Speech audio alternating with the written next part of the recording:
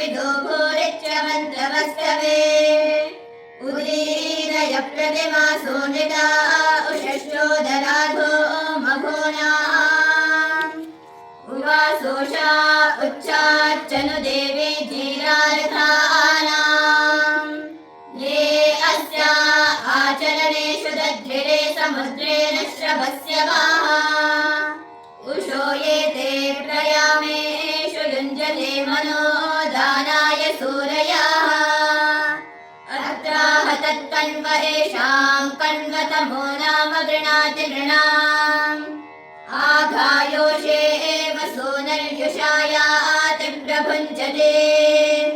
जरयन्ते विजनम् पद्वदीयत उत्पादयति पक्षिणाः वियासिरति समनं व्या अर्थिनः पदन्न वेत्योदति वयो न किष्टे पक्तिवान् स आसतेभ्यष्टो वाजिनीवति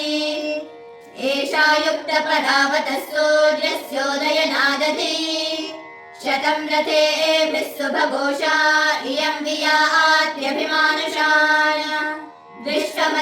विश्वमस्यानामचक्षसे जगज्योतिः शृणोति सूनरी अपद्वेषो मघोनी दुहिता दिव उषा उच्चतपस्विताः उषा भाहि भानुना चन्द्रेण दुहितर्दिवः आवहन्ते भोर्यस्मभ्यं सौभगं यच्छन्ते दिविष्टिषु विश्वस्य हि प्राणनं जीवनं ते वियतच्छसि सोनरी सा नो रथेन बृहता विभावरिश्रुतिचित्रामखेहवम् उषो वाजम्भिवं स्वयश्चित्रो मानुषे गणे तेनावह सुकृतो अध्वराम् उपये त्वा गृणन्ति वह्नयः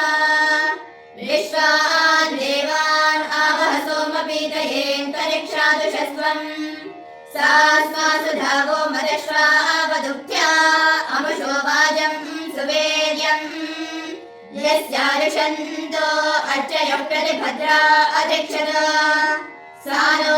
रयिम् विश्ववारम् सुपेश समुषा ददातु सुभ्यम् ये चिद्यत्वा विषयः पूर्व ऊतये जुहोरेव सेमहि सा न सोमाभिगृणीहि राधसोषः शुक्रेण शोतिषा उषो यदद्य भानुना विद्वारा गृणवो दिवः प्रणो यच्छदादभृगम् पृथक्छड्डिप्रदे विगोमतीरिषाः सन्नो राया बृहता विश्वपेश सामिमिक्षा समिराभिरा सद्युम्नेन विश्वतुरोषो महि संवादे